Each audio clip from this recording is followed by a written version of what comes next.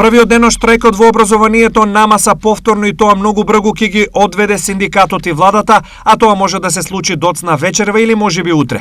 Во текот на денот Јаким Неделков повторно најави дека очекува повик и разговор бидејќи штрајкот не е добар за никого. Да, во секој случај очекувам денеска, евентуално утре, што се вели најбрзо да седнеме и да најдеме заедничко решение.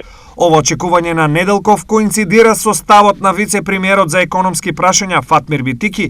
Решението е само едно. Продолжување на преговорите. Во социјално сериозно напнатата состојба од една и можностите на другата страна, сигурно е дека ќе има и компромис, бидејќи двете страни за него веќе се изјаснија. Во секој случај имаме разбирање во каква ситуација се наоѓа државата, имаме разбирање во каква кондиција е буџетот и сигурно не би оделе на прва со максималистички барања за... Ја велам треба да се најде решение и треба да се најде системско решение, зашто нема да има решение кое што ќе ги задоволи двете страни. Во меѓувреме, најголемиот дел од вработените во училиштата и градинките во источниот регион го поддржаа штрајкот на СОНК со исклучок на мал број наставници кои сепак држаа часови.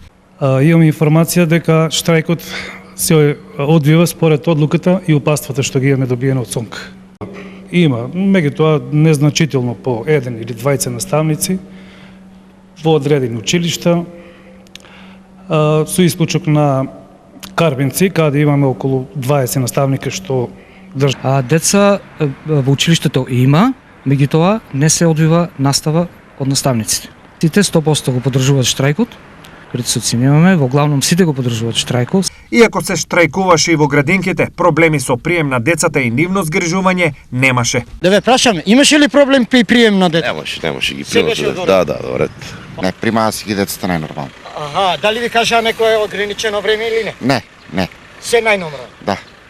Дали имаше проблем, дали ви рекоа дека ќе биде со скратено време или се најнормално? Не е нормално. Со оглед на тоа што имаме дел од вработените кои што активно штрајкуваат, да, нивниот недостаток го покривме со другите вработени, така да сите дечиња кои што имаат потреба од згрижување во градинка, денес се примени во градинка, се згрижени, со тоа што намален е бројот на дечиња кои што се присутни денес во градинката.